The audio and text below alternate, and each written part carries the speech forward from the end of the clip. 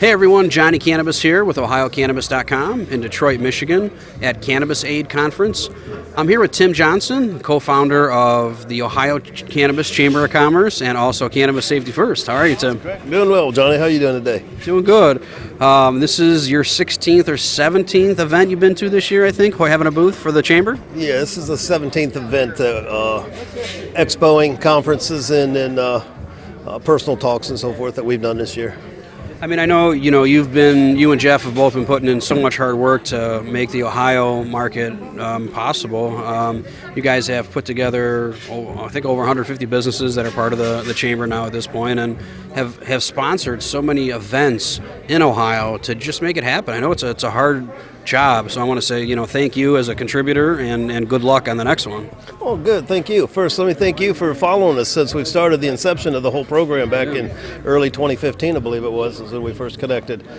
Jeff and I have put together a program. The Chamber is about connecting the industry, helping people find help along the way, ancillaries, supporting the disciplines and the disciplines given back to the communities and so forth. So, we've actually broke 200 now ancillary members. I think we got a couple dozen of the disciplines that are now members. So everybody seems to be working together. And disciplines, what do you mean by that? The disciplines would be those in the industry, the cultivators, processors, testing, and dispensaries. So you guys are official now. We're official.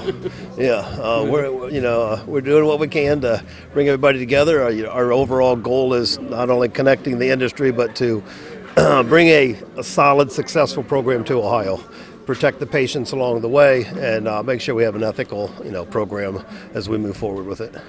No, it's so important, and for a lot of people out there that don't know what the Chamber does or wondering what the Chamber does, first of all, they connect all of the Chamber members to each other. So if you guys have a business that can service the other, Chamber members, Jeff and Tim are always connecting the dots for members that way. Tim is personally down at the Columbus State House almost daily, but several times a week to try to help push legislation through, try to help introduce better bills to just give you guys wider access to this program that is stifled in some ways, but it will get better. And I know you guys, like I said, specifically have introduced some legislation down there to make it better. Yeah, let's put it out there, huh? Aside from the medical program and the hemp program that's being promulgated currently, here in about 10 days or so, we're actually going to release the language for an adult choice program for the state of Ohio. That we believe we have legislative support for it.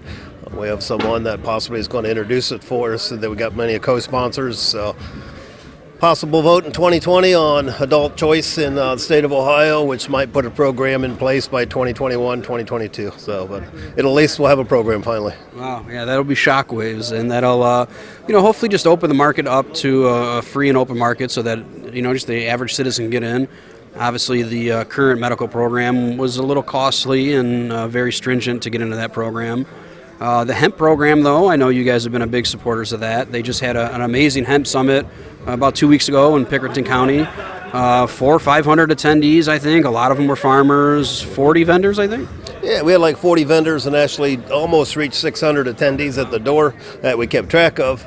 Went over very well. So it was the 2019 Ohio Hemp Cooperative Hemp Summit, which went very well this year, about doubled what we did last year. So we're really excited, especially with the program now. A lot of the farmers are coming out to get invested into it or interested in it in one form or another.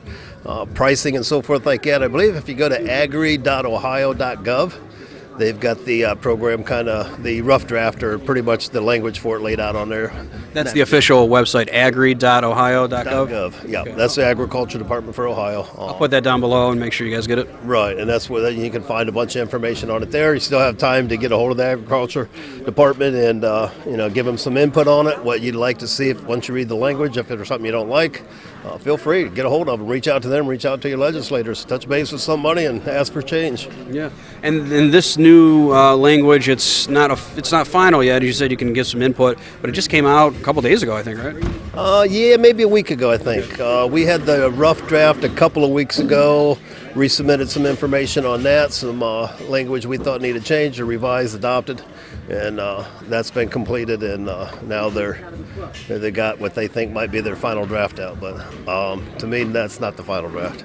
Yeah, hopefully it gets better, but it's not bad. I think they're actually doing a very good job by the farmers and by Ohioans and keeping it in an affordable, open, free market. I think licenses are $1,500. I mean, they're keeping it fair. Yeah, they're around. I believe that's starting around $500 for a cultivating processing license. Very reasonable prices. Nothing near what the medical program is, but it's an opportunity. Just like you said, we've seen Ohio recently. Come up with it hadn't been recently, but fairly recently, with the medical cannabis program. So we've got that protecting, providing for patients and hopefully protecting them. Now we've got a hemp program for farmers and so forth, and hopefully in the next couple of years we'll see an adult program. So what we'll see is a large destigmatization of the cannabis hemp plant overall in the state of Ohio, bringing a lot of opportunity to the commerce, to the market, so forth for people, and also protecting not just medical patients but what we call criminal patients as well. The mass arrests, the unjust arrests, children being taken from their homes, from their parents, and so forth. We'll see a lot of that stuff start to stop happening. It's also important, and like I said, I think the Ohio Cannabis Chamber of Commerce is doing so much on so many fronts of legalization and helping people that have been unfortunately hurt and stigmatized by this when it was illegal, this program. But what is the website for the Chamber of Commerce? Website's ohioccc.org, ohioccc.org. Okay. And then we don't want to miss out on Cannabis Safety First. That is your security division. I know you've been pretty active with that. Many states at this point, talking as a consultant and everything like that. Anything on the forefront with that? And then what's the website? The Cannabissafetyfirst.com. We're all about biometric security systems, state-of-the-art systems for the industry.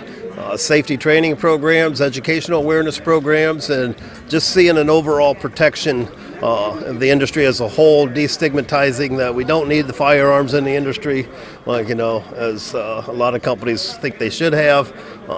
Just don't see the need for that, just like in many other industries. We don't see firearms there, so why do we got to bring them here and further that stigma? Yeah. No, the one dispensary guy made a point. He goes, listen, you go next door, the guy's got about $500,000 in leather boots. He goes, we're not really the ones to be worrying about that. But at the same time, I understand precaution, understand security, and it's good that in a regulated market, patients can go there and feel comfortable overall, knowing that they're getting clean medicine, which is very important, and in a secure location. Right, and security it's three things I focus on: soft, safe, and simple. That's what it's about. It's not worth putting someone or multiple people's lives at risk over a plant that we can grow more of the plant and make more medicine. So proper education through security, safety training on de-escalating situations, dealing with people as a whole in those situations. And like you said, you can go next door to another store, to the jewelry store. Why not hit the armored car going down the street that's got $10 million in the back of it, versus hitting a van with $1 million worth of cannabis in it. So and even that, they're not even being driven around with that much cannabis in them in Ohio. No, they're not. And we also have banking in place in Ohio, so that is an available option if you don't want to keep cash on your site. All sites in Ohio have to have a vault in the first place. So by the time you get through a security system and into a building and into the vault, you're pretty good. So and the dispensaries are only open to the public. The rest are all closed to the public.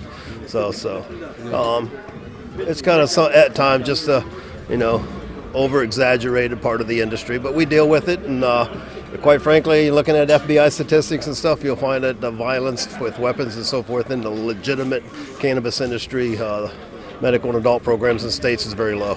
Yeah. Okay. Well, it's good information, and once again, Tim, thank you for everything you guys are doing. It's always a pleasure to see you at these events, and we'll see you at the next one. All right, and a shout out to Ethan, the cameraman. Yeah, see you guys. Bye.